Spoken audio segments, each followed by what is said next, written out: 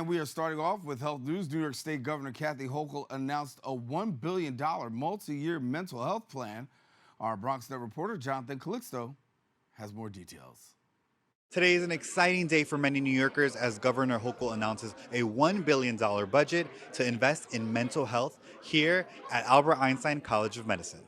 I am extremely grateful for the governor for putting aside $1 billion to help this issue because it transcends all cultures, all societies, all ages. Having experienced a personal loss growing up, State Senator Luis Sepulveda shared what this announcement by Governor Hochul could have meant for his own mother. I believe that program and that trajectory that existed when my mother was alive, that perhaps she would be alive today. Community leaders like Yvette and State Senator Natalia Fernandez share how these services will break stigmas and directly impact many communities. It will provide housing, it will provide service in our school, and for people who are living with mental illness.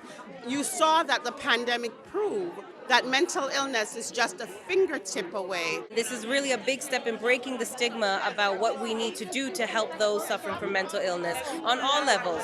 This new announcement truly shows that we are New York strong. Reporting for BronxNet, Jonathan Calixto.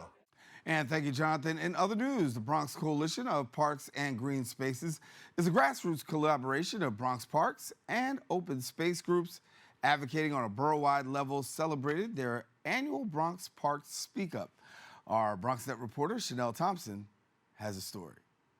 The Bronx Coalition and Green Spaces gathered at Lehman College to discuss proposals, budget planning, and how they are going to strengthen the city by creating natural spaces for all Bronx residents to enjoy. Bronx Borough Commissioner for New York City Parks, Jasenia Aponte, tells us more. As a Parkie for the last 22 years and a born and raised Bronxite who still resides and raised my children here, I can tell that the Bronx is greener, healthier, and more environmentally friendly, and it's thanks to all the hard work that you are all doing. The theme of this year's event was Connecting the Bronx one greenway at a time. Outreach Coordinator for Partnership for Parks, Carl Vetter, tells us about a new app called iNaturalist, and it's a big way to dig deeper into that connection between the people and nature. With iNaturalist, you will carry a team of biologists in your pocket. You'll learn about the wildlife in your neighborhood. You may have walked past a tree your whole life and never known what it was. I didn't know the trees in my own property or yard until I was 25. That's a long time to be around trees and not knowing what they were.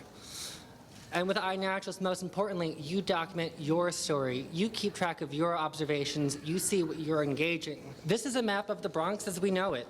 All these greenways, paths, blue spaces, buildings, it looks very disconnected. But one of our goals is to connect it. Getting people on board for these new proposals can be challenging but worthwhile. Connecting with nature opens exciting new possibilities, and Bronx Council for Environmental Quality Robert Finuzzi and Harlem River Working Group Chairman Chauncey Young tells us what's to come with their new Greenway plan. We would not be the Bronx without our fantastic network of green spaces and greenways that connect our communities but also connect our parks. And we are really so happy that DPR and the coalition and DOT are here because this is the defining aspect of our borough, a borough with an emerald necklace of beautiful parks connected by greenways. If there's one thing we all need and we all want, it's access to our parks. Greenways get us there. The reason for the Greenway plan was to connect communities to our existing parks, right?